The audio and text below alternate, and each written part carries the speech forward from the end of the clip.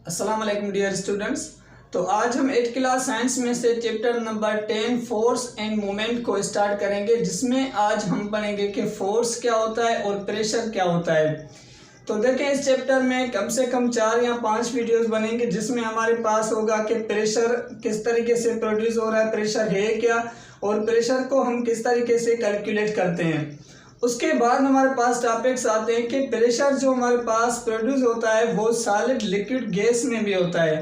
तो लिक्विड में किस तरीके से हो रहा है और गैसेस फॉर्म में किस तरीके से हो रहा है, और उसके बाद हमारे पास एटमॉस्फेयर में किस तरीके से हो रहा है और कौन से इफेक्ट हो रहे हैं इन पे, वो हम सारे डिटेल से इस चैप्टर में कंप्लीट पढ़ेंगे। अब यहाँ पे देखेंगे हमारे पास प्रेशर जो वर्ड है, प्रेशर की क्या मीनिंग होती है कि अगर हमारे पास कोई भी मास ऑफ बॉडी या कोई भी हमारे पास एरिया है, अगर हम किसी भी एरिया, मतलब कि जो हमारे पास ये एरिया, इस एरिया पे हम जब फोर्स लगा रहे हैं, जब हम इस एरिया पे फोर्स लगाएंगे तो इस एरिया पे क्या होगा कि प्रेशर प्रोड्यूस होगा, और उसी को हम क्या कहते हैं, प्रेशर कहते हैं। अगर हमारे पास डेफिनेशन में देखें तो डेफिनेशन में क्या है कि pressure is a defined as a force per unit area is called pressure. के हमारे पास कोई भी एरियाज है, उस एरियाज पे जो हम फोर्स लगा रहे हैं और उस फोर्स लगाने के बाद जो उसमें प्रेशर प्रोड्यूस हो रहा है, वो उसी को हम क्या कहते हैं, प्रेशर कहते हैं। किस तरीके से, जैसे हमारे पास P इज इक्वल, जो हम कहते हैं कि P is equal force per area, ये हमारे पास क्या होगी कि एक हमारे पास डेफिनेशन हो गई। अब यहाँ पे हमारे पास दो कंडीशंस आ रही हैं। कौन सी दो कंडीशंस आ रही हैं? एक तो हमारे पास आ रही है कि प्रेशर जो हमारे पास है वो यहाँ पे हम लिख सकते हैं कि प्रेशर हमारे पास क्या है कि डायरेक्टली प्रोपोर्शनल हो रहा है किसके, फोर्स के। और उसके बाद हमारे पास सेकंड पोजीशन यहाँ पे आ रही है कि प्रेशर जो हमारे पास इनवर्सली प्रोपोर्शनल आ रहा है किसके, एरियाज के। इसका क्या मतलब हुआ कि यहाँ पे हमारे पास जो फार्मूले के साथ हम यहाँ पे देख सकते हैं कि pressure is force per area, pressure directly proportional है किसके, फोर्स के। अगर हम किसी भी एरियाज पे जितना ज़्यादा फोर्स लगाएंगे उतना ज़्यादा प्रेशर क्या होगा कि प्रोड्यूस होगा। मतलब कि अगर यहाँ से हम फोर्स इंक्रीज कर रहे हैं तो प्रेशर भी क्या हो रहा है कि इंक्रीज हो रहा है। अगर हम यहाँ से फोर्स जो है वो डिक्रीज कर रहे हैं तो प्रेशर भी क्या होगा कि डिक्रीज हो जाएगा। इसका क्या मतलब हुआ कि जो हमारे पास प्रेशर होता है वो डायरेक्टली प्रोपोर्शनल होता है किसके, फोर्स के। यहाँ पे हमारे पास है कि pressure is inversely proportional to the area. 1 area हमने क्यों लगाया, क्योंकि ये हमारे पास क्या है कि कांस्टेंट हो गया।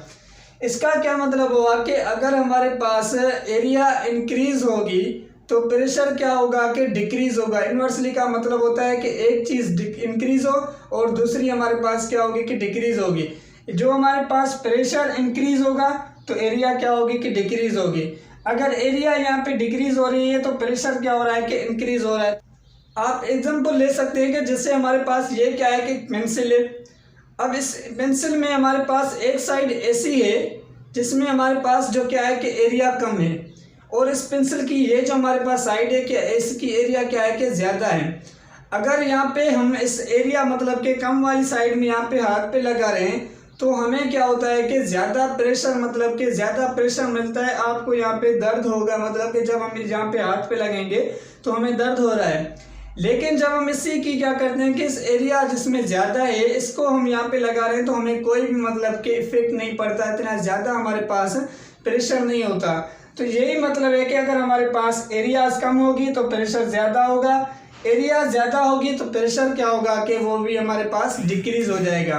तो यहाँ पे हमने पॉइंट्स लिख रखेंगे हमारे पास है कि pressure is large when surface area is small. कि जब हमारे पास सरफेस एरिया स्मॉल होगी तो प्रेशर क्या होगा कि लार्ज होगा। वही हमारे पास एग्जांपल है कि इस पेंसिल का क्या हमारे पास ये सरफेस एरिया कम थी तो प्रेशर ज़्यादा आ रहा है, फोर्स मतलब कि प्रेशर ज़्यादा प्रोड्यूस हो रहा है। Pressure is a small when surface area is large, मतलब कि अगर हम इसी का एग्जांपल ले लें कि हमारे पास जो ये सरफेस एरिया है ये ज़्यादा है, इससे हमें कोई भी इफेक्ट नहीं पड़ा। इसका क्या मतलब है कि हमारे पास सरफेस एरिया इंक्रीज हो गई, इसका यही हमारे पास इफेक्ट होता है। और ये हमारे पास क्या हो गया कि फार्मूला हो गया। अब हमारे पास सेकंड टॉपिक से यहाँ पे प्रेशर तो कंप्लीट हो गया। कि प्रेशर क्या होता है, मूवमेंट क्या होती है। Pressure is defined force per unit area, जो हमारे पास ये आ गया। उसके बाद ये हमारे पास सेम दो आगे के, प्रेशर डायरेक्टली प्रोपोर्शनल किसके, फोर्स के। प्रेशर इज इनवर्सली प्रोपोर्शनल किसके, एरियाज के। अब हमारे पास क्वेश्चन है कि हाउ टू कैलकुलेट प्रेशर, मतलब कि हमारे पास प्रेशर का यूनिट क्या होगा, प्रेशर को हम कैलकुलेट किस तरीके से करेंगे, वो हमारे पास है। उसके बाद हमारे पास है कि हाउ कैलकुलेट द प्रेशर, या हम प्रेशर को किस तरीके से मेजर करते हैं। अब यहाँ पे देखेंगे प्रेशर की तो हमने डेफिनेशन पढ़ी कि pressure is the force per unit area, जिसको हम क्या कहते हैं कि प्रेशर कहते हैं। लेकिन हम प्रेशर को किस तरीके से कैलकुलेट करते हैं, तो पहले तो हमें पता होना चाहिए कि हमारे पास जो प्रेशर कैलकुलेट करने के लिए हमारे पास फार्मूला कौन सा होता है, हम फार्मूले को किस तरीके से बनाते हैं। तो जैसे हमारे पास डेफिनेशन थी कि फोर्स पर यूनिट एरिया, तो वो हमारे पास क्या बन रहा है कि एक हमारे पास फार्मूला बन रहा है। किस तरीके से कि हमारे पास P is equal to force per area, ये हमारे पास क्या आ गया कि फार्मूला हो गया कि इसको मेजरमेंट करने के लिए हमारे पास प्रेशर को, जितना हम फोर्स लगा रहे हैं और जितनी हमारे पास लेंथ है, मतलब कि जितना हमारे पास क्या है कि एरियाज है।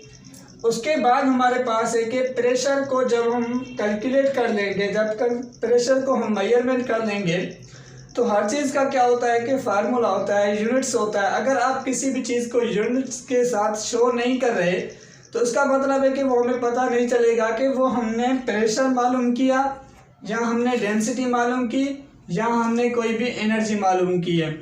तो यहाँ पे हम यूनिट निकालने के लिए हम क्या करते हैं कि हम इसी फार्मूले से क्या करेंगे कि यूनिट निकालेंगे, इसका ऐसा यूनिट, या हम इसको एक कॉमन यूनिट जो कहते हैं।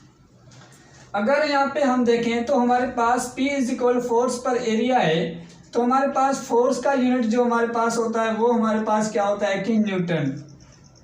तो उसके बाद हमारे पास एरिया है, एरिया का जो हमारे पास यूनिट होता है वो हमारे पास कौन सा यूनिट होता है, मीटर स्क्वायर। ठीक है, अब जो हमारे पास के हिसाब से हमें जो यूनिट मिल रहा है वो हमारे पास यूनिट कौन सा हो रहा है कि न्यूटन पर मीटर स्क्वायर। ये तो हमारे पास एक इस फार्मूले के साथ हमारे पास क्या हो गया कि इसका यूनिट निकल गया। लेकिन उसके बाद जो हमारे पास इसका यूनिट होता है, मतलब कि इसका जो ऐसा यूनिट देखेंगे, जिस साइंटिस्ट ने इसको डिस्कवर किया था, प्रेशर को कैलकुलेट किया था, इसने क्या किया कि इसी यूनिट को बराबर कर दिया अपने नेम के साथ, मतलब जिस साइंटिस्ट ने इसको डिस्कवर किया था। तो अगर हमारे पास 1 न्यूटन मीटर स्क्वायर हमें जो मिल रहा है, तो वो हमारे पास बराबर होगा, किसके बराबर होगा, वो हमारे पास पास्कल के बराबर होगा। तो हमारे पास जो इसका यूनिट बनता है वो हमारे पास क्या बनता है कि पास्कल बनता है। अगर हमारे पास किसी भी टेस्ट में ये एमसीक्यूज आ जाता है कि प्रेशर का यूनिट कौन सा होता है, तो उसमें अगर एक ऑप्शन है न्यूटन मीटर स्क्वायर और दूसरे हमारे पास और हो गए, जैसे हमारे पास जूल हो गया, या हमारे पास और आ गए, हमारे पास किलोग्राम हो गया, तो वहाँ पे हम न्यूटन मीटर स्क्वायर लगाएंगे। अगर हमारे पास पास्कल आ रहा है तो वहाँ पे हम क्या करेंगे कि पास्कल को यहाँ पे लगाएंगे। अगर हमारे पास दोनों आ रहे हैं तो उसमें यहाँ तो बोथ ऑप्शन आएगा, अगर बोथ ऑप्शन नहीं आ रहा तो हमारे पास पास्कल क्या होगा कि ये हमारे पास यहाँ पे सही होगा।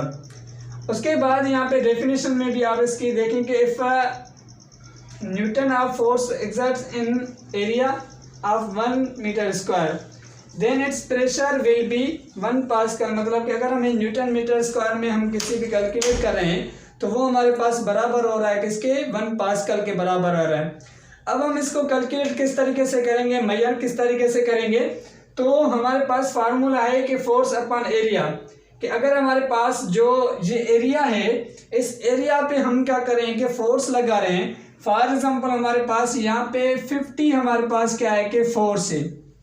ठीक है, उसके बाद हमारे पास ये F इज इक्वल हमारे पास क्या आ गया कि 50 हमारे पास न्यूटन आ गया, कि हमारे पास किसी भी बॉडी किसी भी एरियाज पे 50 हम फोर्स लगा रहे हैं। उसके बाद हमारे पास एरिया जो हमारे पास है, एरिया इज इक्वल हमारे पास क्या आ गया कि 2 हमारे पास मीटर स्क्वायर आ गया।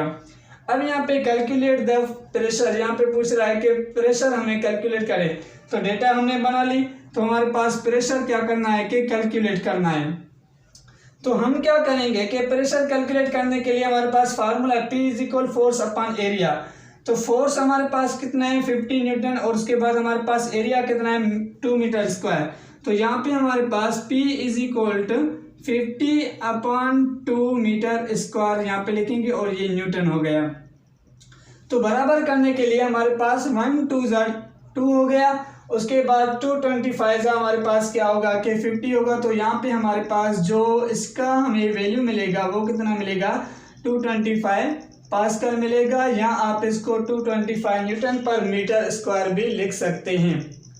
तो ये हमारे पास क्या है कि फार्मूला। दूसरी बात के आपको जो हमारे पास प्रेशर कैलकुलेट करने के लिए हमारे पास दो मेथड्स होते हैं। कौन से? एक तो इस मेथड में हमने कैलकुलेट कर लिया।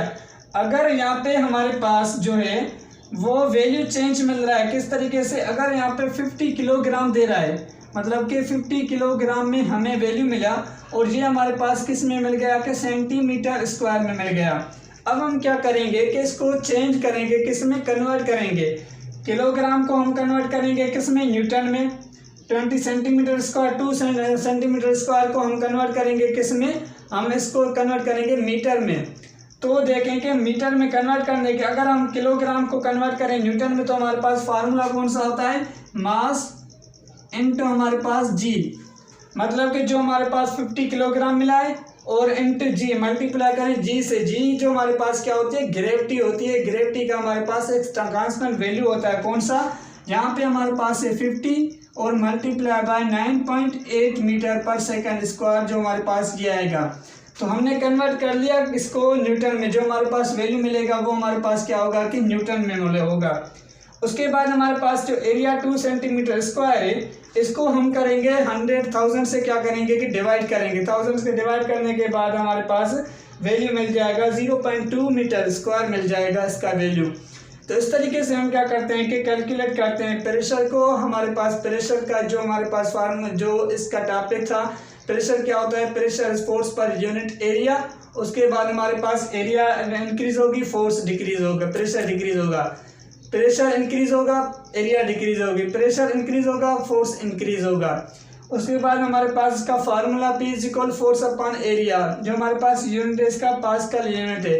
न्यूटन पर मीटर स्क्वायर भी इसका क्या है कि यूनिट है, जो हमने इसके फार्मूले के साथ हमने यहाँ पे निकाल दिया। अगर इस टॉपिक में कोई भी आपको कंफ्यूजन है, कोई भी क्वेश्चन है, तो आप कमेंट में पूछ सकते हैं। इंशाल्लाह मैं आपको इसका आंसर दे दूंगा अगर आपको कोई भी कंफ्यूजन है तो। Thank you.